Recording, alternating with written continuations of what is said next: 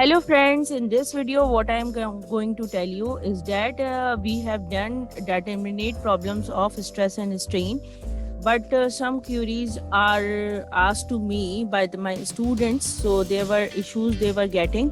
So I got their point what problem is occurring with them. So I have decided to make this video. After watching this video, hopefully your queries and questions will be resolved.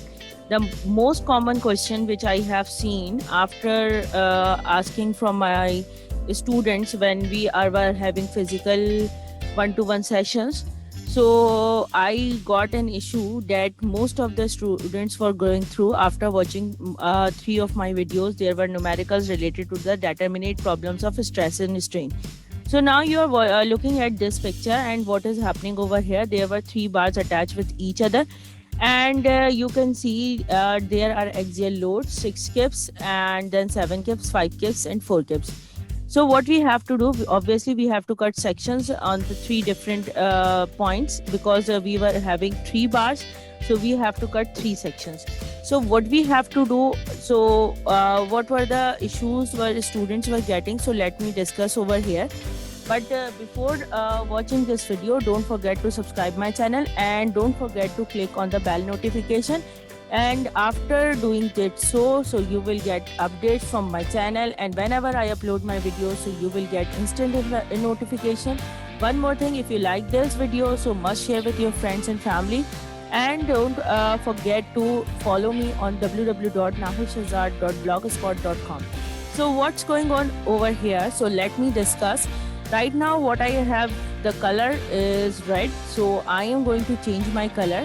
So this is a Graphis A30 pen I am using right now here, and you can see it's magic. So there will be section over here, first section, then there will be second section, and there will be third section. What was the issue where students were getting? They were not having the issue in the first section and in the last section. But where they were having the issue, they were having the issue in the center section. So what we have to do, first of all, let me clear to you what is this. This is 6 kips on my left hand side. Its arrow is on minus x-axis, and this force is on positive x-axis, so it is 7 kips. So what does it mean by that? Both are not balanced right now, but both are it's having the difference of 1 kip. Now I am moving towards these two forces, 5 kips and 4 kips. So what is happening over here? This is on my right hand side. So if it is on my right hand side, that is of 4 kips.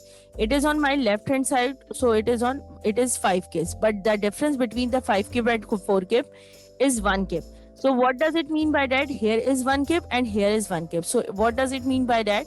Your all the axial loads are balanced over here. So keep it in mind when you are having this question. So if this force direction is inward, so it should be wrong. So what you have to do, you have to change its direction and you have to assume it yourself. For example, if you are giving the exam and you will get this force in inward direction and this force is outward. So what does it mean by that? You have to do what? You have to change its direction, because your value will be incorrect. So what do you have to do? Let's take an example what we are going to do. So what I'm going to do first, let me draw this. So this will be the box. This is the first box. We have. And what we are going to do, so let me take my here is my whiteboard. So I have to select whiteboard, so I will get my pen. So there will be here one section cut. This is the first section. This is 1, 2, and this one is 3. So now you can see that this will be 6 kips. Obviously it is in a straight line, so let me do that with my eraser. So what can I do? So I have to go, and you can do, if this occurs, so you can do undo. So now I am going for whiteboard. Then again I have to select whiteboard, so I will be able to use this. So obviously it is outward tensile force, so it will be 6 kips. So this will also be 60. So we have to balance the forces. If this force is outward, so this force is also outward because it is in tension. So that's why we have taken it positive 6 kips. So this is the first section. For the third section, you have done calculation for the dava. What we have done over there, you can see where is the section cut. So let me show you. This is the section cut. This was the section cut, and this is 4 kips. So how can you balance it? Obviously, this should also be 4 kips. Now this is done. This is part 3, and this here it is also both are in tensile, so this should be P should be positive here. Now I am moving towards the second section where your force is in compression. And how is it so? So let me make 2 diagrams. So let me do it with my this one. Here will be the section cut, and there will be what? This will be the another side section. So I am making the diagram over here, and you can see this one is 6 kips given over there, 6 kips, and this is 7 kips, this is 7 kips, and here it is 5 kips. No, it's not this one. This is 5 kips because section is cut after that. So this will be 5 kips. And this is 4 kips. So what is the issue and how can we balance this? So let me go for the eraser. So when I will get my eraser, and then after that, I have to select whiteboard. Now what I have to do? I have to balance it. Look here first. This is on your right hand side, that is 7 kips. Let me change my pointer color, format, and I am taking red. Okay. Now you can see what is happening over here. It is 6 kips, it is 7 kips. On your right hand side, this is on positive x-axis, this is 7 kips. And on your x-axis, negative x-axis, this is 6 kips, and it means your left hand side. But both are not balanced because it is 6 kips and 7 kips. So what will be the difference of both of them? Obviously 1 kip. So what do we have to do? On which direction we have lesser amount? On my left hand side, or you can say on the negative x-axis. So its direction will be on the negative x-axis, and this will be 1 kip.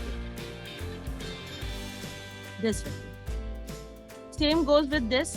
On my right hand side, that is 4 kips. On my left hand side, that is 5 kips. So which one is greater? That is on my left hand side. So what does it mean by that? I have to increase this portion on my right hand side. So right hand force should be increased, so its direction should be inward on my right hand side. So what is the difference between 5 and 4? This should be 1 kip. So this is the way your forces will be balanced.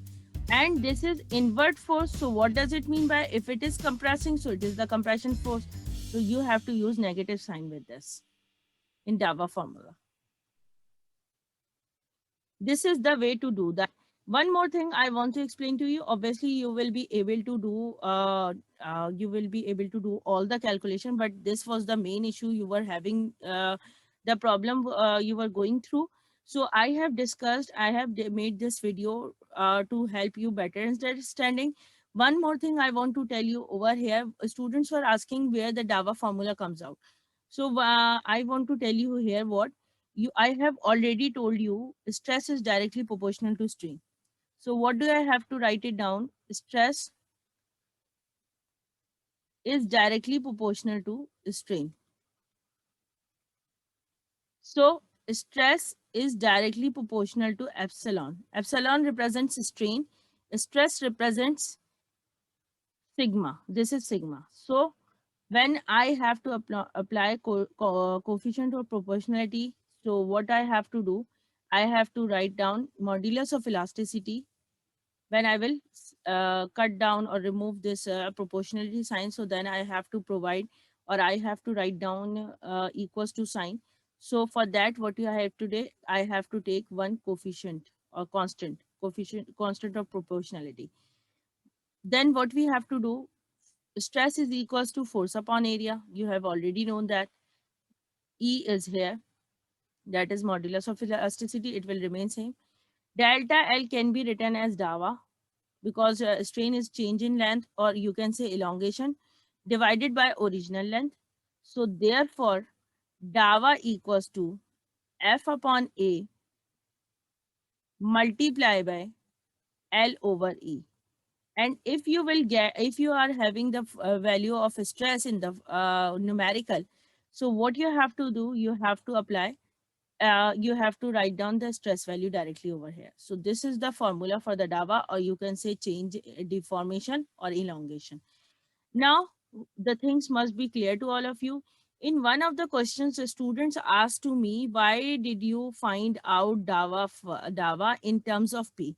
So there was the condition given in the question that the total DAVA should not exceed to 3 millimeter.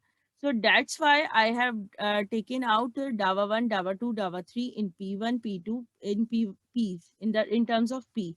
Then what I have done is equals to, this is separately I am writing down here, DAVA 1 plus DAVA 2 plus DAVA 3 should be equals to 3 millimeter. That was the condition given in the question.